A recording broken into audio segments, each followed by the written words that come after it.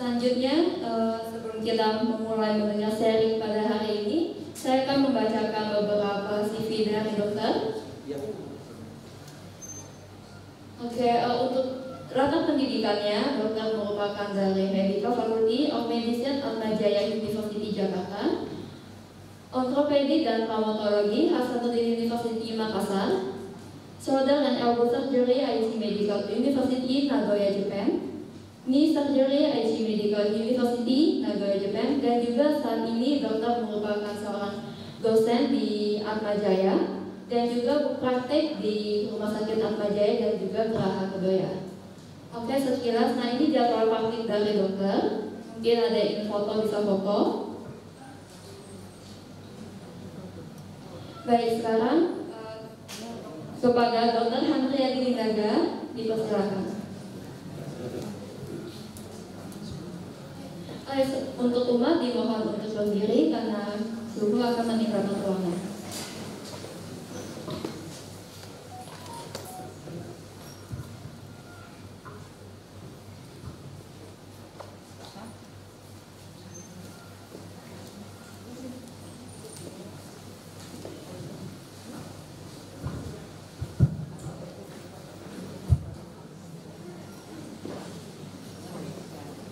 Selamat siang, Bapak, Ibu-Ibu,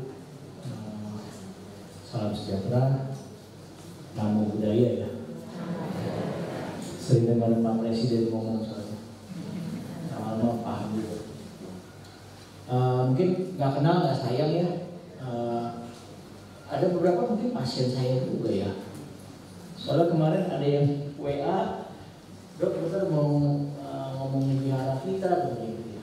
Kalau nggak kenal saya buka masker sebentar ya, izin ya. Ya kalau sejak COVID tuh kayaknya orang nggak kenal muka gitu ya. Jadi ketemu di jalan nggak kenal, nggak tahu. Ya, saya juga ngalamin tuh sama dosen murid-murid saya di Atmajaya. Karena maskeran terus ketemu di jalan nggak kenal. Oke, mungkin saya tutup lagi ya maskernya ya.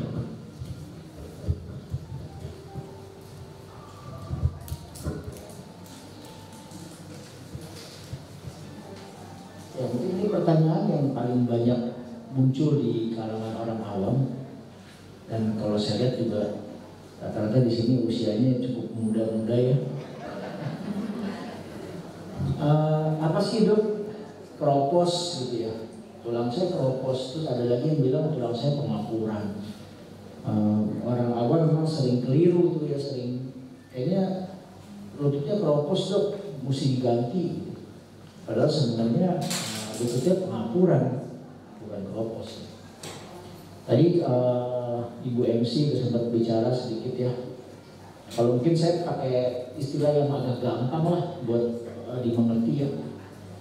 Keropos itu kita bayangkan tembok rumah yang sudah tua. Jadi semennya sudah bisa dibocel-bocel ya.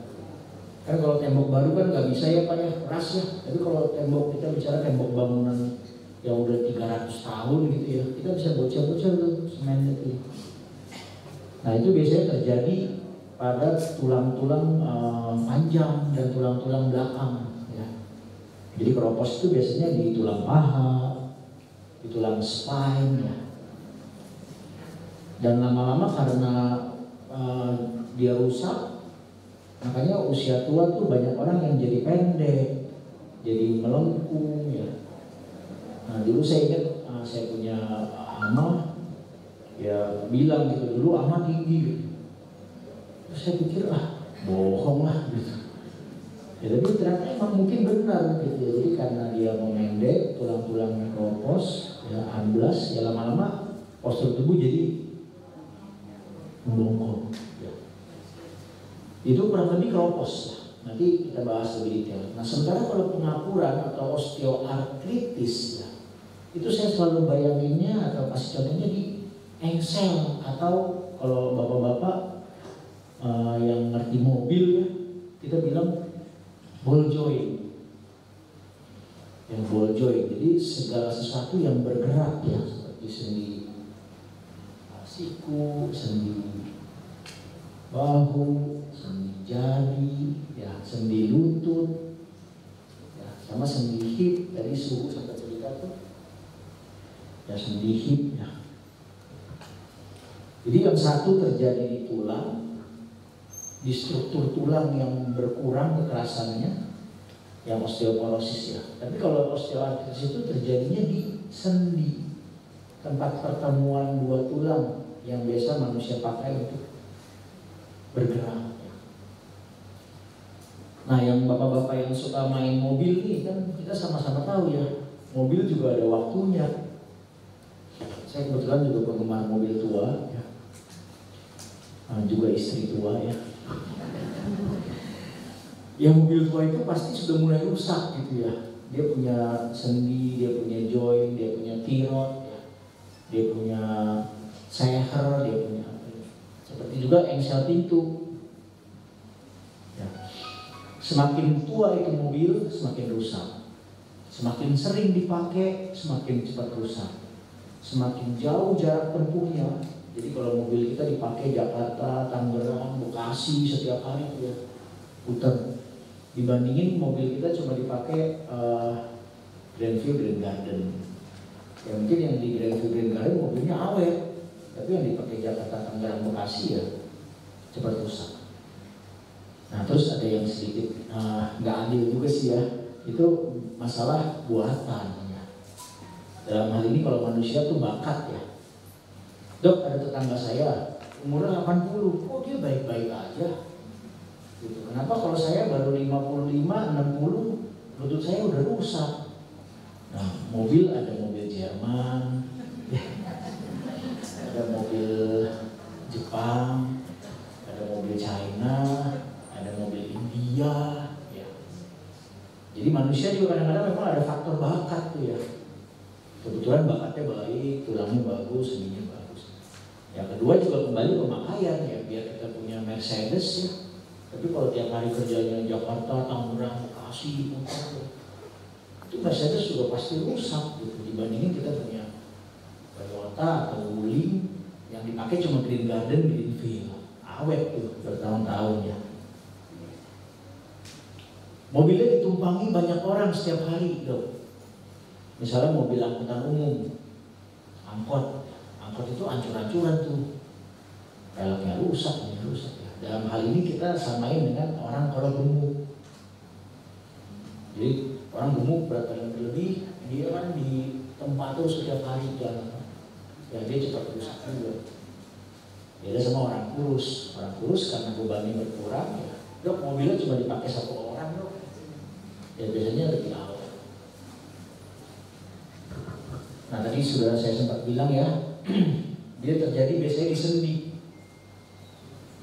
nah, di lutut, di panggul. Tadi kebetulan suhu juga ngalamin tuh di panggul ya. Tapi saya rasa sih tadi saya dengar mungkin dokter yang melihat pertama belum begitu ahli ya, karena sangat berbeda tuh antara yang harus ganti bonggol sama yang saraf jepit. Itu sebenarnya ekstremnya sangat berbeda sekali ya. Mungkin suhu nggak gerak doyan lah. Ya, jadi satu di daerah tulang, satu justru di daerah sendi, ya di dekat pertemuan sendi. Mungkin nggak satu orang bisa mengalami keduanya? Ya dok, saya sebenarnya keropos apa OA sih, osteoartritis? Ibu kena dua-duanya, bisa. Jadi tulang belakang keropos, tapi tulang lututnya OA, bisa tuh. Ya, biasanya kalau orang wanita pasca menopause memang resikonya jauh lebih tinggi. Ya, wanita yang sudah berdemens ya.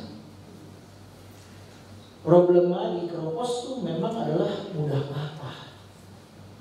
Ya, kalau di tulang-tulang sendi, kalau di tulang belakang biasanya nyeri, sakit pinggang. Setiap hari itu sakit pinggang itu merupakan pasien terbanyak yang datang ke rumah sakit sesudah flu. Jadi kita pernah data tuh, kebanyakan pasien yang ke rumah sakit flu, batuk, pilek. Nomor 2 sakit pinggang. Ya, patah di daerah sendi sangat berbahaya ya. saya jujur, kita operasi sendi bonggol patah itu mungkin 1 minggu 1 atau 2 kasus. Setiap minggu ada. Biasanya orang tua jatuh kepleset, bonggolnya patah. 80% perempuan. Ya, faktor hormon yang memang pengaruh penting ya. Menopause, sudah berhenti mens ya. Atau dipaksa menopause.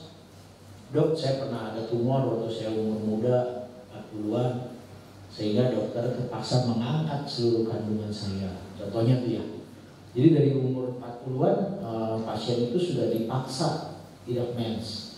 Nah, itu punya risiko lebih tinggi daripada yang tidak diangkat terakhir. 1 dari 2 wanita, tapi kalau laki-laki hanya 1 dari 8. Jadi dalam hal ini laki-laki lebih beruntung lah ya. Nah, ini di Amerika nih.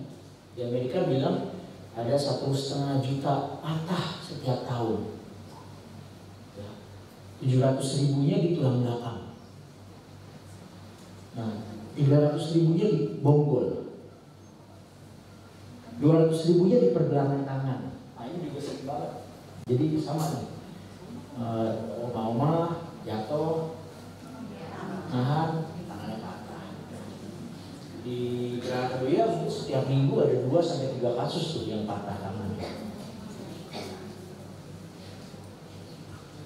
Nah, yang jadi kita concern atau kita jadi perhatian apa?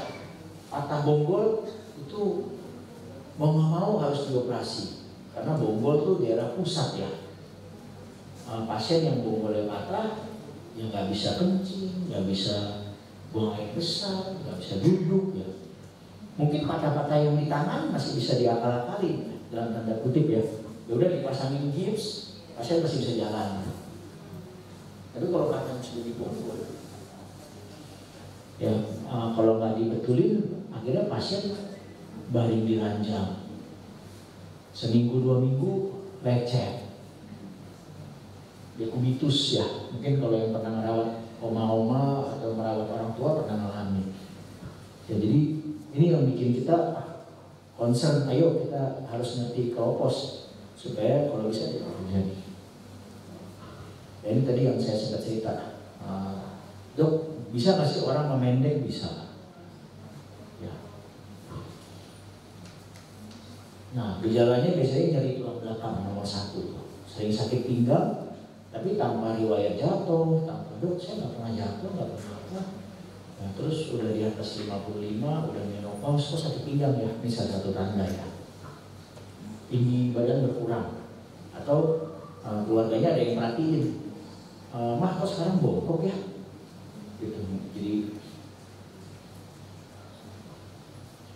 pernah riwayat patah, ya misalnya nih jatuh tangan patah, atau yang sering juga nih ibu-ibu, oma-oma ya, dia tendang meja, ya, terantuk gitu ya, gitu. Di foto patah. Nah, itu tanda-tanda tuh sebenarnya. Wah, ini jangan-jangan saya sudah mulai ada tanda keropos ya. Nah, siapa nih yang punya resiko tinggi kena keropos? Keropos dulu ya. Wanita 1. Perawakan kecil, maksudnya orangnya kurus. Ya. Perokok atau alkohol ya pasti. Ya. Dalam hal ini orang gemuk lebih untung ya. Orang gemuk lebih jarang kena keropos. Nanti saya jelasin kenapa. Atau saya jelasin sekarang aja. Kenapa orang gemuk lebih jarang keropos? Karena gini, hormon yang bisa membantu keseimbangan tulang itu adalah estrogen. Estrogen itu ada pada wanita dan pada pria juga sebenarnya, cuma pada pria dikit. Pada wanita terutama diproduksi di sel telur. Jadi selama seorang wanita masih menghasilkan sel telur, masih mens, masih aktif, tidak ada masalah dengan estrogen. Tulang bagus, tulang sehat. Nah, setelah wanita berhenti mens, estrogennya habis, mulai deposisi kalsiumnya langsung turun. Nah, estrogen ada juga selain di tulang, di sel telur adalah di lemak. jadi buat ibu-ibu bapak yang agak gemuk, saya nggak bilang gemuk ya, lemak sebenarnya masih ada berguna untuk memproduksi estrogen. Ya, jadi nggak semuanya yang gemuk itu salah ya. Oke, usia ya riwayat tadi saya sudah sebut pasca menopause ya. Nah, ada beberapa penyakit juga memang yang bisa bikin keropos ya. Misalnya orangnya anoreksia, ya. Dalam arti nggak mau makan, muntah terus ya. Ya memang aspek yang berbeda ya, tapi nutrisinya kurang. Diet rendah kalsium, amenorrhea itu artinya tidak mens. Ya, mungkin dari awal memang punya kelainan, nggak punya sel telur atau diet rendah kalsium sama obat-obatan. Nah, ini obat-obatan juga menarik. Ada beberapa obat-obatan yang menekan itu estrogen dan mengurangi itu kalsium punya deposit. Ya, seperti obat-obatan steroid. Steroid ini contohnya yang paling gampang tuh semua yang pakai son-son. Yang prednison, lameson, methylprednisolone, dexamethasone ya. Itu obat sebenarnya obat radang yang suka diberikan oleh dokter kalau pasien berobat sakit radang. Ya. Obat itu juga biasa digunakan untuk asma. Ya. Jadi obat itu bisa menyebabkan keropos, tapi bila digunakan dalam jangka waktu panjang. Ya, jadi bukan berarti loh itu kan obat dokter, kok malah obat dokter yang jahat ya? Ya sebenarnya bukan obatnya yang jahat, tapi cara pakainya. Problema di Indonesia dan mungkin di negara-negara Asia memang sama tuh. Dokter kasih obat, ya, pasiennya beli sendiri di apotek berkali-kali. Ya, karena setiap kali minum son-son itu, steroid itu enak. Ya, beberapa dokter sampai menjuluki obat itu obat dewa. Maka badan enak, sakit hilang, badan seger. Ya, atlet-atlet yang curang pun menggunakan itu. Dia makan steroid untuk menambah stamina, menambah latihan. Jadi contohnya gini nih, kita misalnya atlet badminton hanya bisa main latihan 4 jam ya. Dengan menggunakan steroid latihan bisa jadi 8 jam. Nah, jadi ya itulah dibilang obat dewa. Tapi obat dewa itu juga kalau dipakai jangka panjang itu akan menyebabkan keropos. Tanda-tandanya apa kalau orang pakai obat dewa kebanyakan? Ya. Kan rata-rata pasien kan nggak semuanya tahu dan nggak semuanya ngaku ya. Pertama, dia akan terlihat mukanya bulat, yang dibilang moon face. Itu kelihatan tuh. Nah, kalau dokter biasanya udah bisa lihat, wah, langsung kita tanya, Bu, Ibu selama ini suka minum obat apa?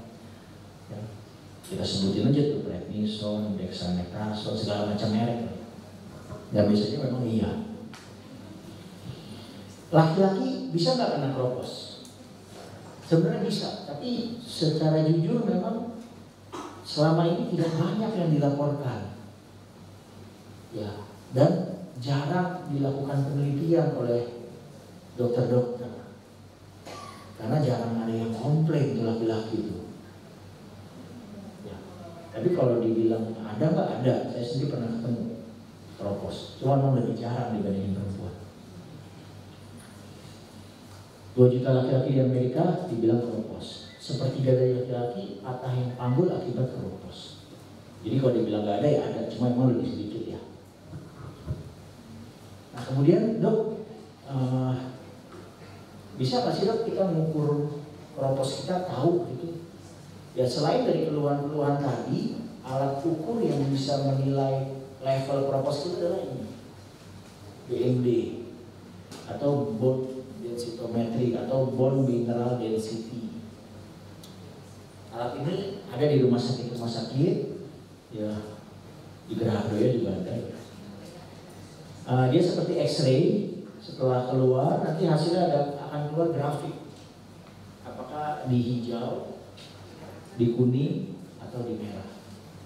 Nah Nah, biasanya kita akan periksa memang pasien-pasien, kapan dok saya harus periksa? Pertama, menopause. Ya, kedua, ada riwayat patah. Yang tadi saya cerita, wah ada riwayat patah, menopause. Udah periksa. Hasilnya bisa kita pakai untuk mengetahui, kemudian juga untuk mengobati. Jadi kita bertarget gitu. Misalnya, dok, saya ini di level merah, kita kasih obat, kita kasih latihan, supaya gimana 6 bulan ke depan dia berubah jadi level kuning. Saya kalau harga kurang tahu pasti, tapi setahu saya ya, BMD itu kisaran pemeriksaannya antara kisaran di Jakarta nih ya Bu ya, antara 600.000 sampai 900.000. Nah, 900 ya. 600 mungkin kalau lagi ada promo ya. Nanti ada Bapak Akrom tuh yang dari rumah sakit, tolong dimintain promo aja deh. Nah tadi yang saya cerita nih,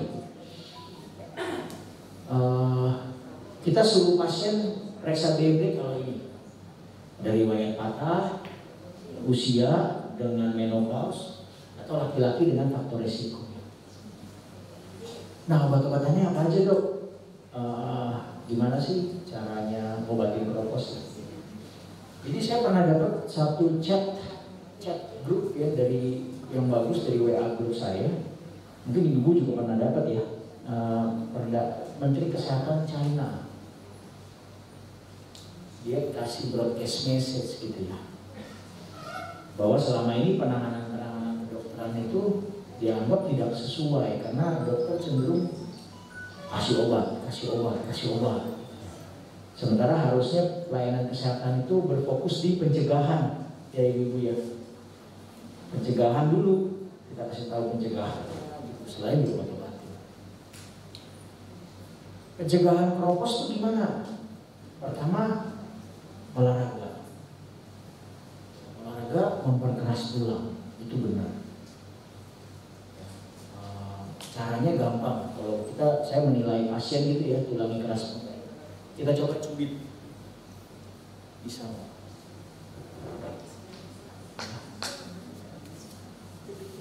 Semua orang dengan masa otot yang bagus itu tidak keropos. Tapi begitu dia berhenti olahraga, masa ototnya hilang. Nah itu keropos. Jadi bapak-bapak, ibu-ibu ini penting banget nih untuk tetap punya otot. Nah, jangan sampai bisa digoyangin gitu ya. Nah kedua, suplemen kalsium, vitamin D memang wajib ya, terutama saat bapak ibu sudah berhenti mens. Sorry bapak ibu aja ya. Maaf. Jadi ada 3 masa kehidupan wanita yang memerlukan suplemen lebih dari biasanya. Pertama saat dia hamil. Ya, biasanya kalau ibu-ibu hamil tuh dokter pasti kasih suplemen tambahannya. Kedua saat dia menyusui. Ketiga saat dia menopause. Di luar 3 masa itu sebenarnya boleh santai dikit. Yang penting makan dengan gizi yang baik. Tapi dalam 3 masa itu memang wanita perlu tambah. Nah kalau sudah terkena keropos, memang inilah pengobatannya. Mungkin ibu-ibu ada yang pernah dengar atau mungkin udah minum ya. Nah yang di atas itu obat pengeras tulang. Yang di Indonesia yang terkenal ya mungkin Actonel, Bonviva. Ya kalau di Singapura kayaknya yang terkenal Fosamax. Ya atau saya lupa. Nah kemudian estrogen. Nah di Indonesia nggak gitu populer ya terapi ini ya. Terapi ini banyak populer emang di negara maju. Ya, jadi dikasih estrogen. Ya kenapa di Indonesia nggak populer tuh? Karena gini, pemberian estrogen itu cukup bahaya. Estrogen yang diberikan berlebihan tanpa kontrol yang baik bisa memicu kanker. Nah, sementara di negara-negara maju sepertinya setiap pemberian estrogen mereka bisa pantau level estrogen. Jadi karena memang mungkin lebih canggih, di sana bisa. Nah, vitamin D, nah tadi bifosforat gitu ya. Terus gimana dok kalau saya sampai patah? Nah ini juga penting nih buat Bapak Ibu tahu. Karena nggak semua patah itu harus operasi. Ya kadang-kadang ada pasien yang sebenarnya harusnya operasi, tapi karena takut dia nggak dioperasi, jadinya dia padahal sebenarnya kalau waktu datang bisa nggak dioperasi. Contohnya apa? Patah di jari-jari kaki. Ya, kebanyakan nggak dioperasi. Patah di pergelangan tangan. Selama tidak bergeser, posisinya bagus, masih bisa digips. Jadi bapak-bapak ibu-ibu jangan khawatir sebenarnya ya. Setiap kali ke dokter patah gitu, dia selalu tanya, dok ada opsi apa? Operasi, tidak operasi. Kalau tidak operasi diapain? Nah contohnya, ya. Dok patahnya tidak geser, posisinya cukup bagus, ya. Ibu juga udah 80, ya hari-hari suka masak nggak? Enggak, cuma nonton film Korea. Oh ya udahlah. Nah ini kalau yang pasang pen ya, ini saya sengaja kasih gambar aja. Nah ini juga sama kalau pasang pen. Nah ini kalau patah di bonggol, ada yang dipasang pen, ada yang dipasang pen panjang, ya, ada banyak teknik ya. Tadi yang saya cerita, oh ya ini juga menarik nih. Dosisnya berapa dok ya? Saya rasa beberapa tahun terakhir ini dunia medsos dihebohkan dengan salah satu dokter ortopedi yang cerita, mungkin saya nggak usah sebut nama ya, yang cerita, wah harus minum vitamin D 10.000 unit ya. Bagaimana tuh dok? Jadi sebenarnya begini, vitamin D dasarnya memang baik, tapi sebenarnya kebutuhan kita sehari itu cuma segini sebenarnya. Jadi memakan 10.000 unit itu akhirnya pun dibuang. Dan kalau terlalu banyak pun dia akan di metabolisme di lever sehingga fungsi levernya berat. Nah, tapi dokter pernah nggak kasih orang 10.000? Pernah. Kapan? Kalau saya cek kadar vitamin D-nya di bawah 10. Jadi balik lagi sebenarnya cek dulu kadar vitamin D ibu. Ya. Di atas 30, di atas 50, saya hanya kasih paling 800. Ya, atau 1.000 lah, yang banyak dijual di pasaran kan 1.000 ya. Tapi saya pernah dapat pasien memang yang kadar vitamin D-nya berapa? 8. Nah itu, kita genjot dulu 10.000, 2 minggu dicek ulang, naik 15. Turunin 5.000, naik lagi, jadi bertahap. Berjemur, jemur jam berapa dok bagusnya? Nah ini mungkin juga perlu dijelasin. Sebenarnya bukan masalah jamnya bu ya pak ya, tapi panas mataharinya ada enggak? Ya karena kalau kita ngomongin jam, kadang-kadang jam 8 pagi mendung. Jadi yang penting memang matahari cukup kuat, cukup terik. Semakin terik matahari, semakin bagus sebenarnya. Dan semakin sebentar diperlukan. Jadi contohnya kita jemur jam 11 siang, panas-panas itu, 15 menit kita meditasi. Tapi kalau kita jemur jam 9 pagi, mungkin kita butuh 45 menit. Ya. Nah, cuma buat kaum wanita nih umumnya, memang matahari ini agak seperti ini ya, momok ya. Karena perawatan kulitnya lebih mahal daripada perawatan vitamin D. Flek ya. Dijemur matahari juga kalau mau dapat vitamin D jangan pakai sunblock.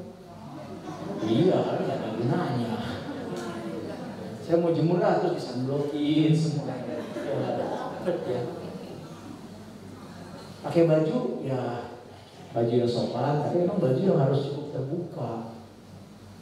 Maksudnya jangan jemur matahari pakai tangan panjang. Pakai baju yang besokan tapi nah ini olahraga.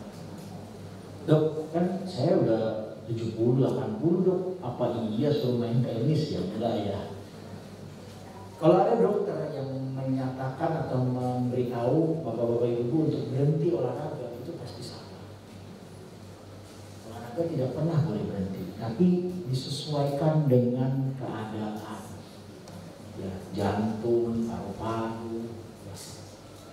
Orang jantung disuruh lari, ya nggak mungkin kuat. Ya, jantungnya berhenti. Olahraga seperti jalan, seperti yoga, seperti pilates, seperti sepeda statis, itu pun sudah cukup. Bahkan saya sempat lihat video salah satu motivator ya, senam AW ya. Ya saya nonton videonya, wah ini senam bagus. Sejujurnya buat orang yang cukup tua, yang sudah nggak kuat suruh lari, suruh main tenis, dia melakukan senam itu bagus, dia bisa latihan tenisnya, pahanya. Ya. Jadi apapun olahraganya, gitu. Orang nggak pernah boleh berhenti olahraga. Ya.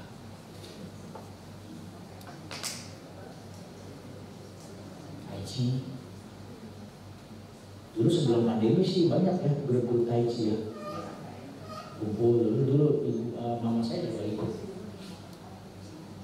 Habis Tai Chi kan banyak jalan-jalan nih, jalan-jalan di sana aja. Nah sekarang kita mau pengakuran ya. Pengakuran justru sering kenanya di sendi yang besar yang menopang tubuh. Nah itu lutut, hip, sama tulang belakang. Di tangan agak jarang. Bukan berarti nggak ada, tapi agak jarang karena nggak dipakai untuk nopang ya.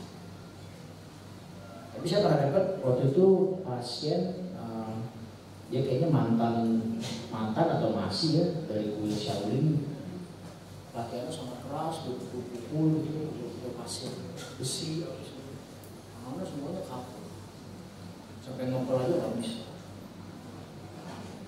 Saking ngapuran itu karena latihan yang keras. Tapi pada umumnya pengapuran kenanya di sendi besar.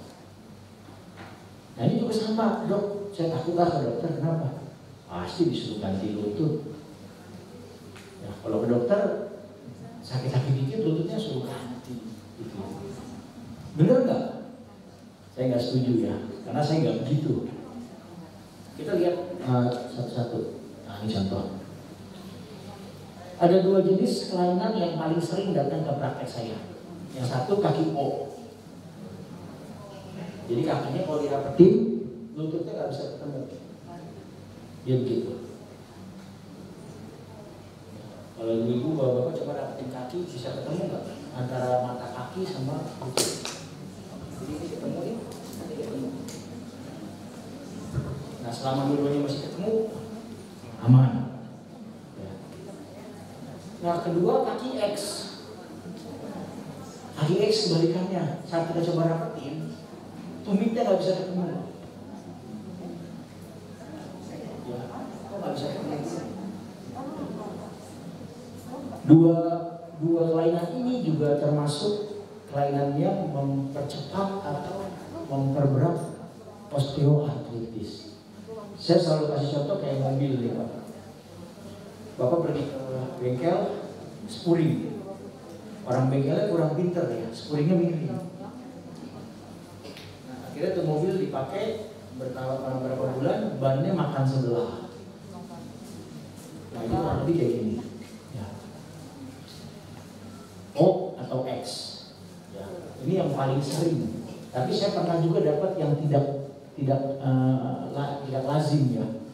Itu yang modelnya yang satu X, yang satu O. Ada. Agak jarang, tapi ada. Jadi dia bukan yang begini atau bukan yang begini, tapi begini. Ya, ada dan itu memang lebih berat, lebih susah kena. Dok, kalau nggak dioperasi diapain dok? Nah ini kurangi berat badan. Tadi kan kita udah ngobrol yang panjang lebar soal mobil. Jadi mobilnya jangan diisi banyak orang, ya, supaya bannya dan lahar-laharnya awet. Fisioterapi boleh. Fisioterapi dalam arti di sini bukan cuma dipanasin, dimasas-masas, bukan, tapi latihan penguatan otot paha dan betis, ya, stretching, ya. Tadi senam AW itu ya, sepeda statis.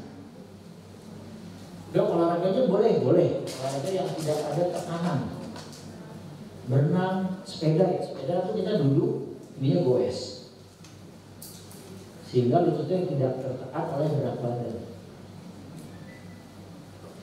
Nah, ini tiga ini juga mungkin cukup menarik nih ya. Suntik oli, boleh nggak dok suntik oli? Siapa yang udah pernah suntik oli? Boleh nggak dok suntik oli? Boleh. Bedain suntik oli dengan suntik anti sakit, ya, berbeda tuh Bu ya. Kalau suntik anti sakit biasanya yang disuntik adalah steroid tadi tuh, son-son tadi itu, ya.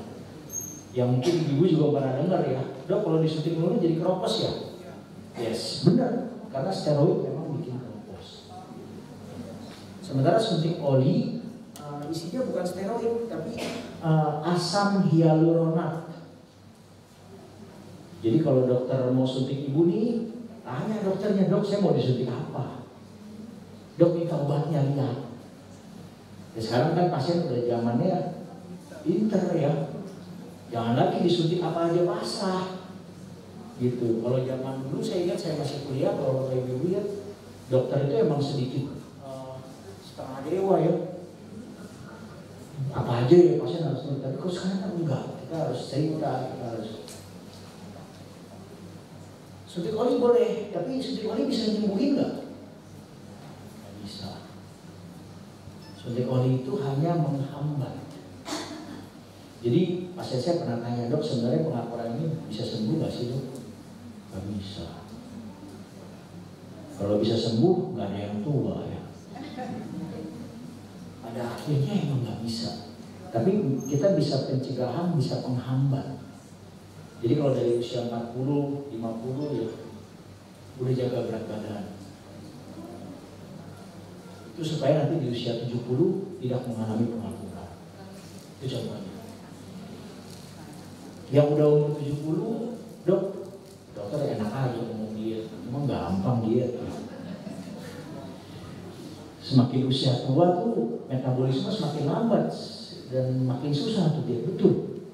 Jadi saya selalu cerita sama pasien saya, kalau yang udah di atas 60-70, udah ibu gak usah diet, yang penting jangan nambah. Ya, jadi kalau sekarang 65, ya udah tahanin segitu aja. Syukur-syukur bisa 64, ya 63. Kalau orang 70 suruh diet dari 65 sampai 50, ya nggak mungkin. Ya dia masuk rumah sakit nanti. Kurang garam, kurang kali. Yang kedua, ini juga yang cukup ramai nih, plasma. Plasma pernah dengar ya? Yang diambil darahnya dipisahin, dimasukin lagi. Ya, saya rasa pasti pernah dengar lah, lagi ngetrend soalnya. Bisa nggak? Boleh nggak? Boleh. Penelitian bilang antara oli dan plasma itu hasilnya 11-12. Mirip. Sama-sama baik, sama-sama oke, tapi kembali lagi tidak menyembuhkan, hanya membantu menghambat, menunda operasi. Nah, jadi ada pasien, saya bilang, bu kayaknya udah mau operasi bu, udah mental, ya. Dok saya takut dok, boleh nggak dok? Jangan dulu. Ya boleh lah, kan kaki ibu bukan kaki saya. Terus ngapain dok? Ya udah, ibu turunin berat badan, fisioterapi, saya suntik oli ya. Bisa hambat. Dari studi pernah penelitian bilang bisa menghambat operasi antara 1 sampai 3 tahun. Ya, lumayan ya untuk siapin mental, ya mungkin juga siapin biaya ya. Kan operasi ganti lutut mahal ya. Atau kita bilang PRP, stem cell. stem cell masih lebih complicated lagi, lebih rumit lagi dari hati ya. Biasanya stem cell itu diambil dari sel kita, dari lemak, ditaruh di lab, dibiakin, begitu selnya hidup tumbuh baru dimasukin. Stem cell jujur banyak penelitian yang masih belum pasti, ya, tapi masih berkembang memang, masih terus diteliti. Problemnya stem cell ini mahal. Ya kalau plasma mahal tapi nggak semahal stem cell ya. Oli juga mahal tapi nggak semahal stem cell. Jadi kalau yang nggak terlalu mahal kita masih bisa coba ya. Tapi kalau yang mahal sekali, ya kalau stem cell kita bicara mungkin puluhan ratusan juta. Nah, dengan hasil yang masih belum yakin juga. Operasi itu gimana dok? Dok, apa sih yang orang bilang ganti mangkok? Ya, ganti mangkok, ganti bantalan, ganti. Terus apa sih dok yang namanya laser? Ya pasti pernah dengar ya. Diteropong, di laser. Emang ada dua jenis operasi untuk pengapuran. Operasi pertama adalah teropong atau mengintip atau bahasa medisnya artroskopi. Biasanya yang cuma dilobangi juga lobang. Dokternya masukin alat, pakai kamera, dibersihin kapurnya. Operasi artroskopi ini hanya bisa untuk pengapuran yang dini, yang masih awal, yang belum parah. Tujuannya hanya untuk mengurangi pengapuran, tapi juga nggak bisa nyembuhin. Rata-rata artroskopi itu paling beruntung pasien bisa bertahan mungkin 5-6 tahun. Paling beruntung ya. Jadi artroskopi ini sebenarnya operasi yang hanya untuk membantu mengurangi sakit. Bila penanganan tadi yang sebelumnya itu sudah dilakukan dan tidak berhasil. Jadi udah turunin berat badan, udah fisioterapi, udah suntik oli, kok masih kurang juga ya berarti saya sakit. Di operasi ini tidak ada yang diganti. Ya, hanya dilobangi, dimasukin alat, dibersihin. Operasi kedua adalah ganti sendi atau artroplasti. Ini yang dibilang tadi suhu juga ya, Bante ya. Ganti bonggol, ganti lutut. Nah ini ronsen. Jadi kita bisa lihat yang normal lutut kita itu ada jarak, bapak-bapak ibu-ibu ya. Jarak ini adalah bantalan. Bantalan itu tidak nampak di ronsen, sehingga terkesannya seperti bolong. Nah ini pada yang sehat. Tapi pada orang yang pengapuran, bantalannya menipis, makanya istilahnya kan bantalannya tipis gitu, sehingga lututnya bertemu. Nah, lututnya bertemu ya.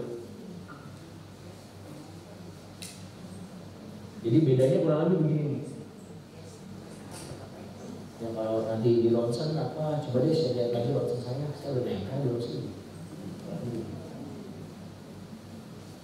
Nah ini gambarnya udah jelek ya, tapi ini nempel sekali nih. Yang kiri, yang kanan. Nah itu kalau di lutut, kalau di bonggol kayak begini. Yang sisi ini yang sehat. Ya. Yang sehat tuh ya itu. Dia bulat, cantik, kayak es krim gitu ya. Nah sisi ini yang sakit ya. Bentuknya sudah nggak bulat, tidak ada celah sendi lagi ya. Makanya tadi waktu suhu cerita dia dibilang pengapuran, suruh ganti bonggol, saya agak bingung juga ya, karena ronsennya sangat berbeda. Kalau yang mesti ganti bonggol yang udah kayak gini. Bisa cukup jelas lihat ya? Bisa bedain nggak kira-kira? Yang antara kanan sama kiri ya.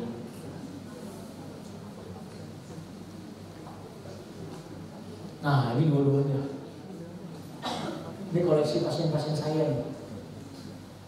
Ya pasien dua-duanya rusak. Yang kanan rusak, yang kiri rusak. pamit dulu ya. Iya, silakan. Nah, ini artroskopi yang tadi saya cerita, hanya dibolongi 2 lubang. Nah, biasanya di artroskopi itu akan ada video seperti ini nih, Bapak Ibu. Kadang-kadang kalau pasien saya suruh bangun karena biusnya kan nggak total, hanya bius tengah. Saya minta pasiennya bangun untuk nonton dia, karena bisa lihat tuh, ini yang kapur yang mana, ada yang sobek, ada yang rusak, ada yang ini sayang nih nggak bisa ini ya, nggak ada videonya, nggak bisa jalan nih. Kalau ada ini animasinya ganti lutut, jadi operasi ganti lutut tapi animasi, jadi nggak serem. Kayaknya nggak bisa deh mas, nggak bisa. Ya udah. Nah, ini yang dibilang orang ganti bonggol. Jadi bonggol tadi yang merusak diganti semua oleh putih ini. Putih itu semua adalah besi. Jadi saya tadi suhu udah pergi. Sebenarnya saya pengen dia lihat. Kan mungkin suhu agak bingung ya. Iya bisa diganti. Nah, ini bisa diganti. Ya, pas ini yang tadi pilih kanan. Nah ini ganti lutut. Ya, mungkin ada yang udah ganti lutut nggak di sini? Ada. Iya. Kayak gini nih Bu ya. Sorry. Nah. Jadi lututnya tadi tuh di foto sebelumnya kan kita lihat ya. Sorry ya. Nah ini kan belum diganti nih ya. Nggak ada putih-putihnya ya, nggak ada besinya ya. Nah yang sudah diganti ini. Tuh.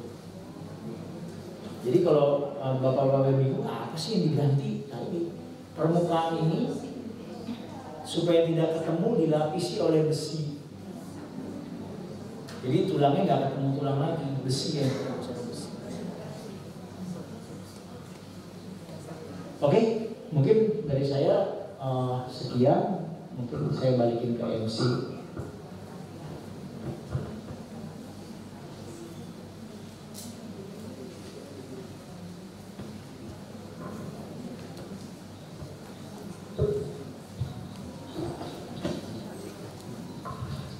Wah, luar biasa sekali ya sesi sharing yang dibawakan oleh dokter. Berikan tepuk tangan dulu dong. Oke, selanjutnya kita akan masuk sesi tanya jawab. Ini kesempatan bagus banget bagi sahabat-sahabat Nekasa yang ingin tanya dan masih bingung. Oke, yang ingin bertanya boleh angkat tangannya. Oh, dari pertama.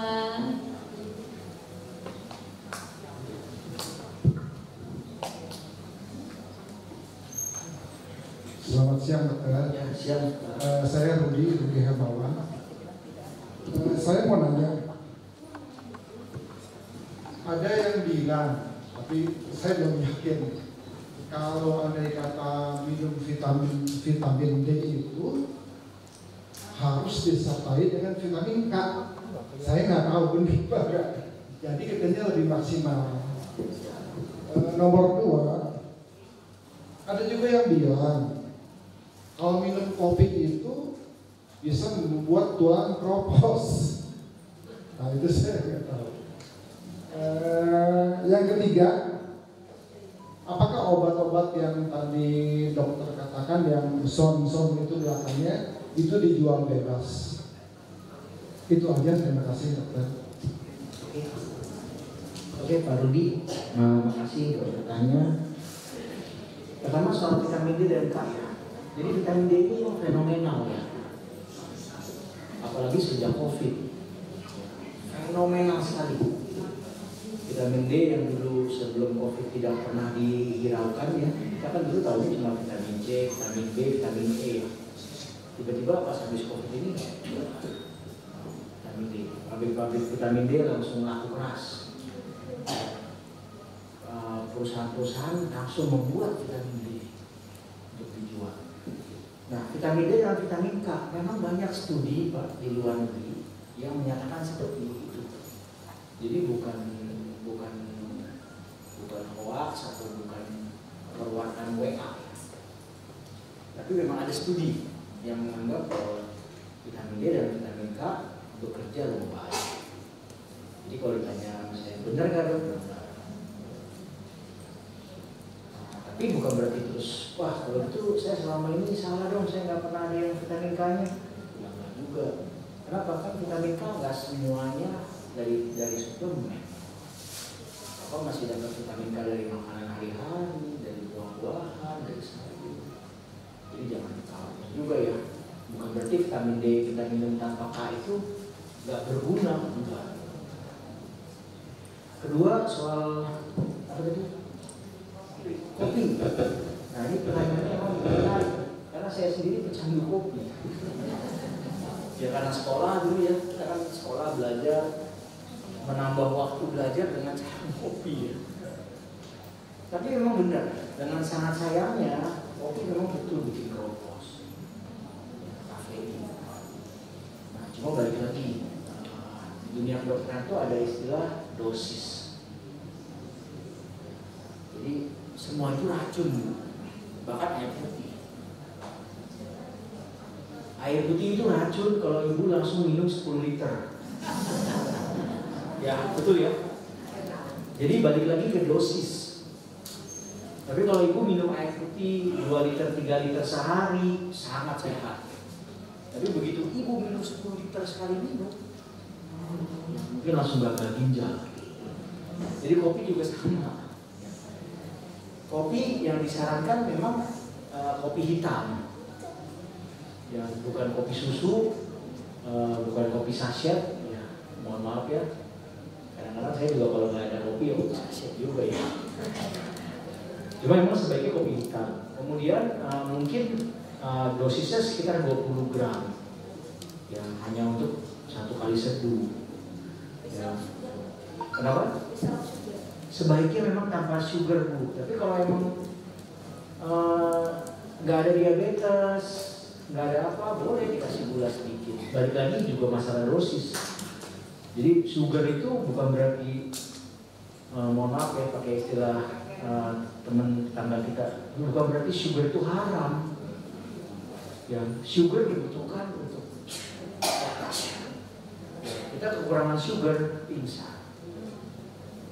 Cuma ya balik lagi dosisnya dan yang terakhir oh iya, nah ini masalah di Indonesia memang ya kompleks ya.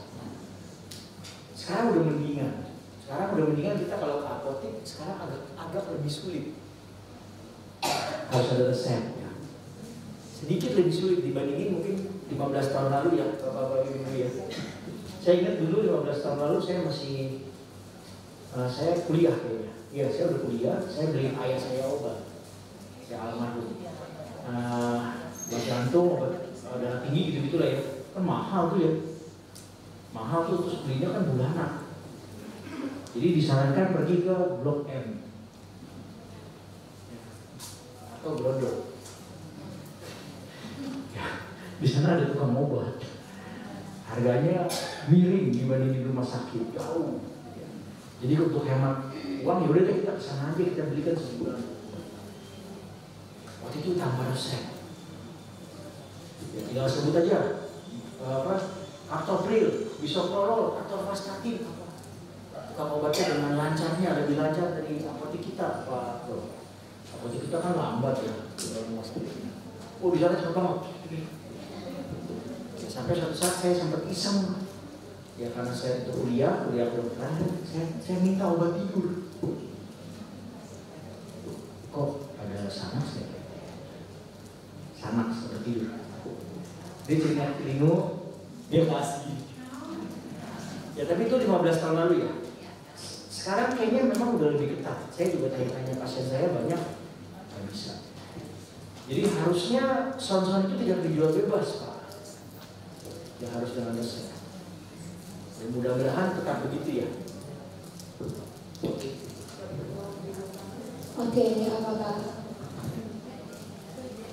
dulu ya?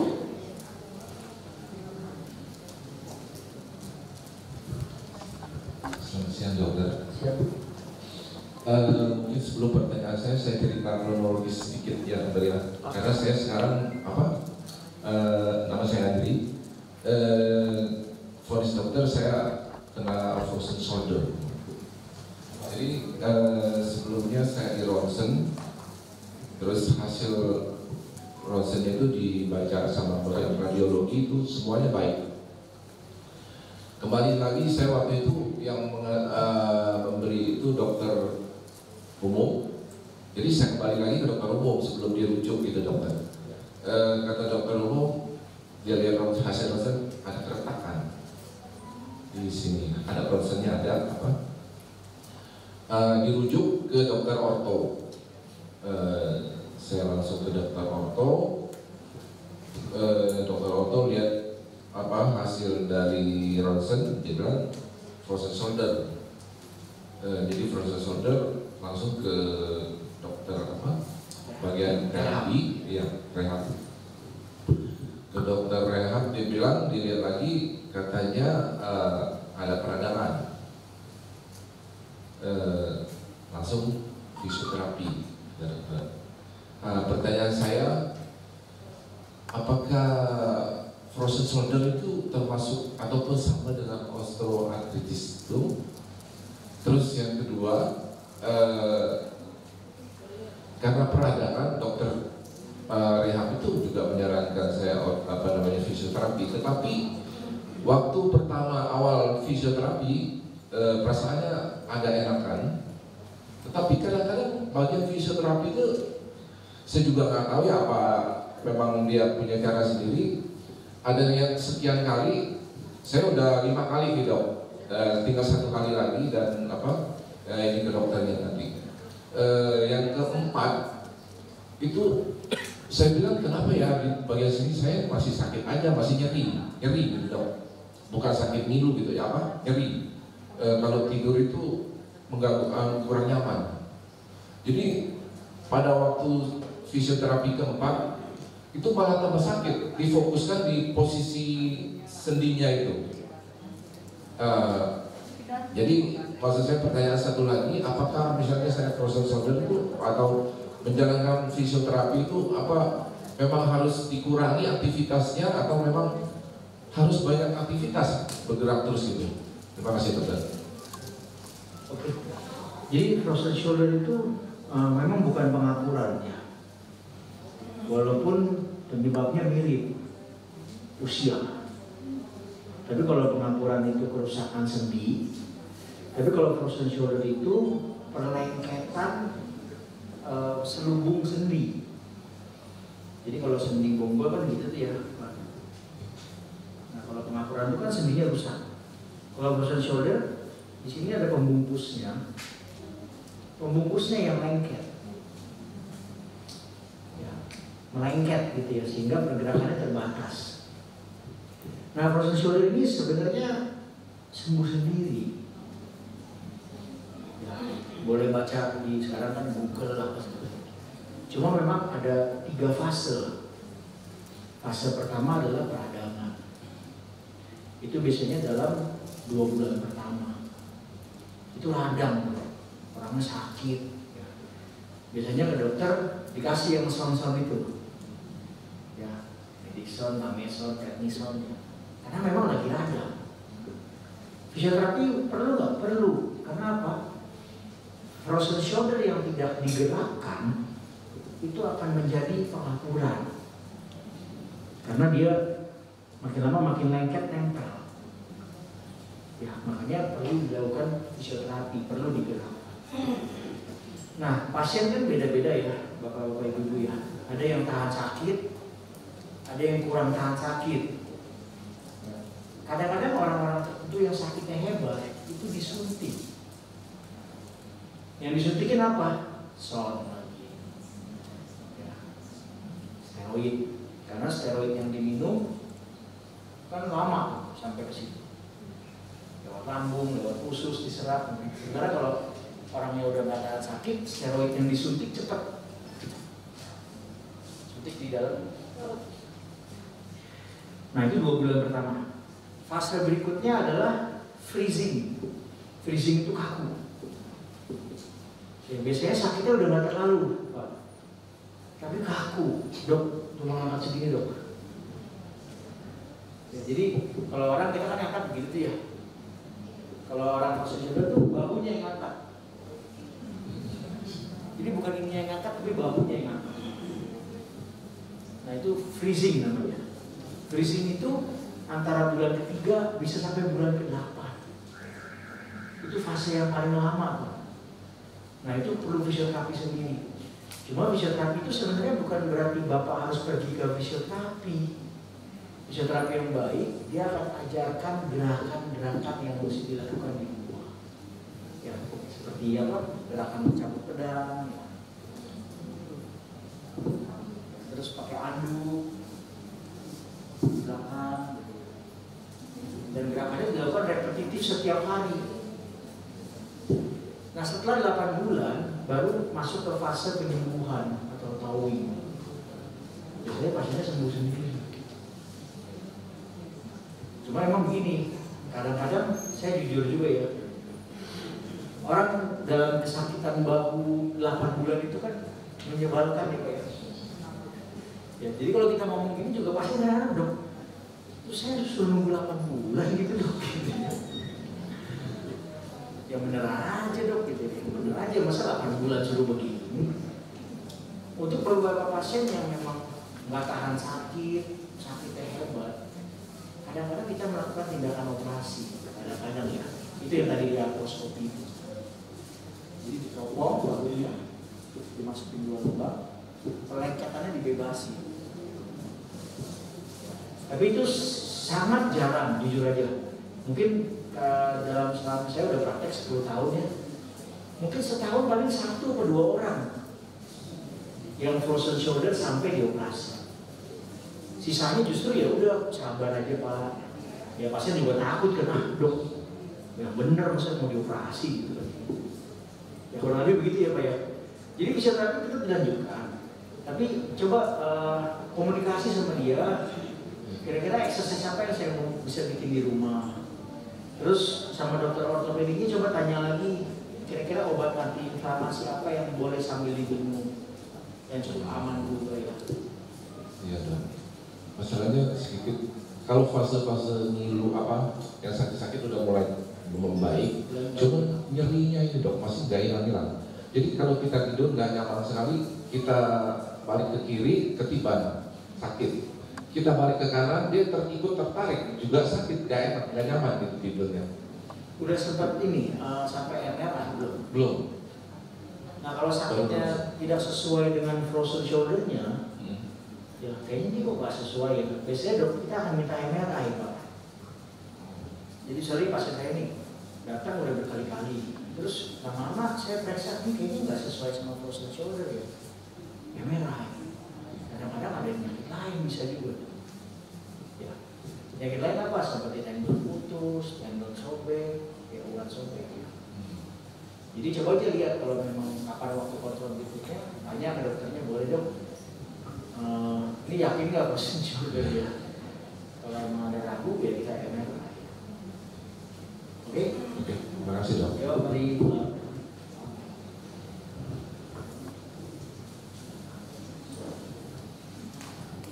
Oke, untuk pertanyaan berikutnya, mungkin ibu ini dulu ya.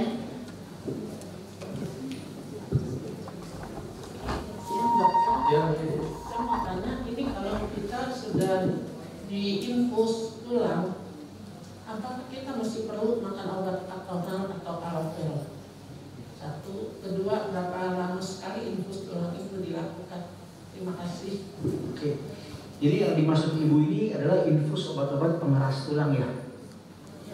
Ya. Tadi saya sudah sempat ada di slide saya tuh. Jadi obat pengeras tulang itu kita bilang namanya bifosfonat. Ya, cuma mereknya banyak. Ya, ada Atonel, Bonviva, Fosamax, Alofel, Bonefel, banyak lah mereknya ya. Tapi prinsipnya sebenarnya sama. Obat pengeras tulang. Obat pengeras tulang ada 2 cara. Ada yang diminum, ada yang diinfus. Ya beberapa orang tidak suka minum karena ada masalah lambung. Karena obat yang diminum itu obatnya agak unik. Dia minumnya harus perut kosong dan habis minum harus duduk tegak setengah jam 1 jam. Gak boleh tiduran. Ya, jadi ada beberapa orang yang nggak cocok tadi dok, saya minum itu ya, saya minta infus. Infus itu ada beberapa merek. Ada yang 3 bulan sekali, ada yang setahun sekali.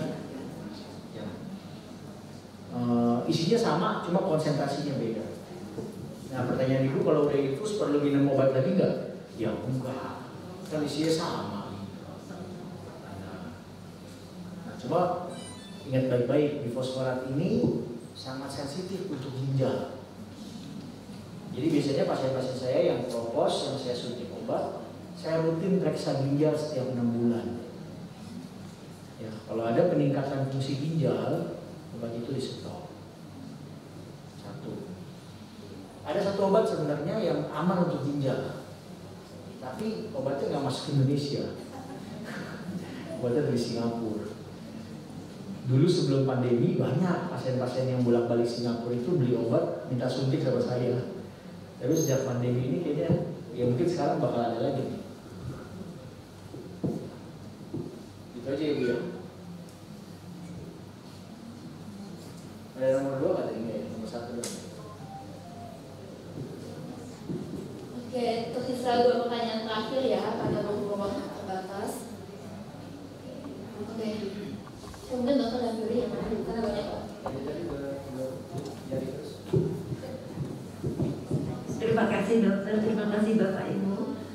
Saya sudah operasi tulang punggung tahun 97 dan 3 tahun kemudian saya ketemu gerak latih senam gerak latih otak dan otot Profesor Dr. Sidiarto. Saya dianjurkan Profesor untuk mengajar senam kembali dengan latihan-latihan yang dia ciptakan bersama para dokter ahli. Dan puji Tuhan sampai hari ini saya sehat.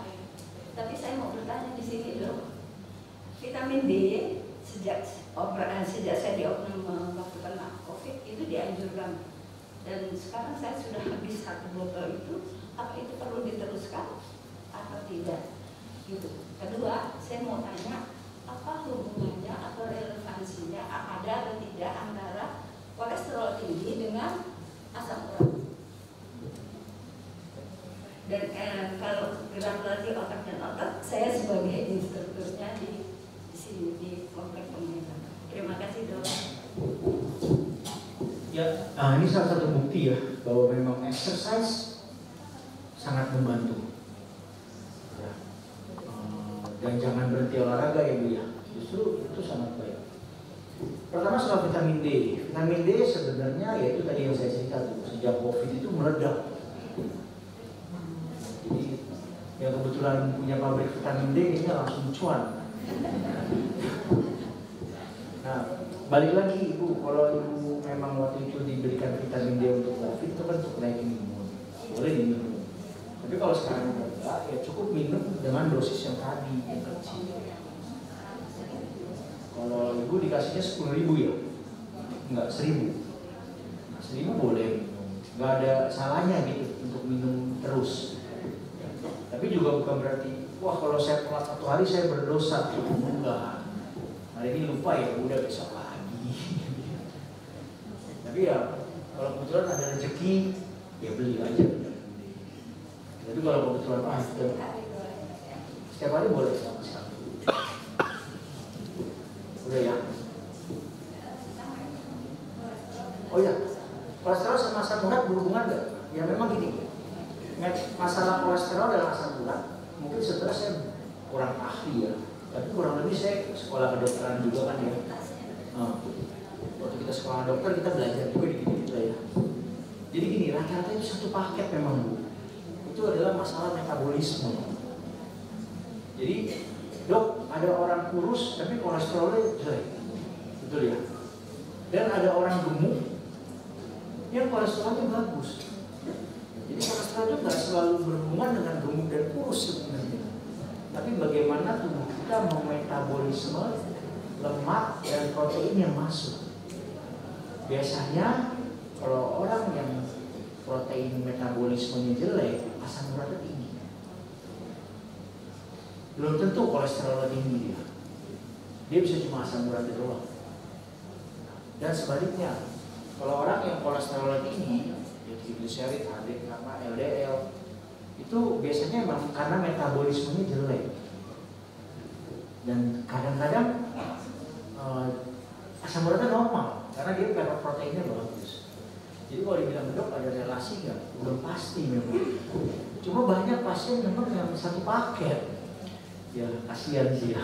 Jadi ya kolesterol tinggi, asam urat tinggi, semuanya tinggi ya. Berarti secara umum metabolismenya semua jelek. Responnya beda-beda. Lebih gitu ya Bu ya. Jujur ya, kalau metabolisme tubuh tuh kayak nasi Bu. Ya. Tapi manusia kan bisa merubah nasib ya. Ya caranya itu, kalau kita mau punya metabolisme jelek, ya kita diet kolesterol yang baik. Saya sendiri juga punya asam urat. Ya otomatis saya jangan makan daging merah banyak. Ya kalau memang, ya kalau umat Buddha mungkin disarankan malah nggak makan daging ya. Kalau mau makan daging pun mungkin daging putih, gitu, jangan daging merah, kacang. Oke, ada satu pertanyaan lagi dari Mas.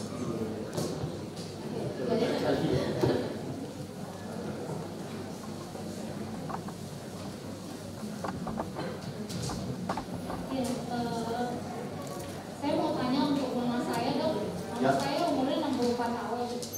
Dia ada sakit di lututnya. Terus kemarin sekitar sebulan yang lalu ke dokter, setelah hasil ronsennya katanya osteoartrosis genobilateral grade 1, tampak osteosit kedua emisia intercondylar. Lalu pertanyaan saya, apakah sama dengan osteoartritis yang dokter jelaskan tadi? Latihan seperti apa yang bisa dilakukan oleh mama saya untuk mengurangi rasa sakit lutut yang dialami? Lalu apakah penanganan operasi apa yang terbaik untuk mama saya? Oke. Ya, jadi makasih. Jadi gini, osteoartrosis, gonartrosis itu istilah yang sama. Ya, beberapa dokter radiologi ronsen zaman dulu yang senior itu nyebutnya gonartrosis. Gon itu genu lutut ya. Beberapa nyebutnya juga osteoartrosis, tapi sama sih artinya. Grade 1 itu artinya grade yang awal. Ya. Osteoartritis atau osteoartrosis itu biasanya dibagi jadi 4 grade. 1, 2, 3, 4. Yang perlu dioperasi itu yang 4. Yang sudah nempel, yang sudah rusak. Kalau yang derajat 1 biasanya nggak ada tindakan operasi.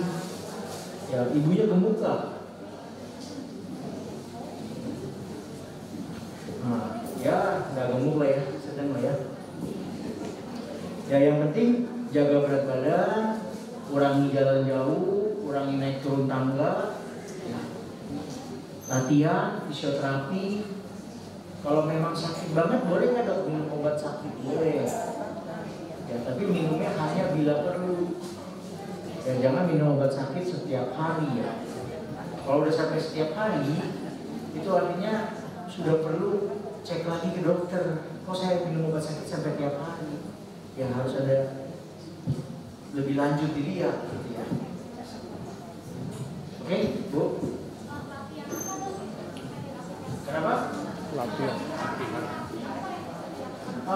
Jadi latihan untuk pengapuran itu pertama penguatan otot paha dan otot betis. Yang paling bagus sebenarnya sepeda statis. Ya. Kedua, olahraganya harus low impact. Low impact itu artinya nggak boleh disentak. Jadi kayak jalan jauh, treadmill, lari, naik turun tangga itu nggak boleh. Ya apalagi sepak bola, basket ya. Tapi olahraganya mesti yang low impact tadi itu tai chi, yoga, pilates, mungkin bisa ikut kelas ibu tuh. Kelas ibu tadi ini yang instruktur exercise, nah itu bisa juga. Ya.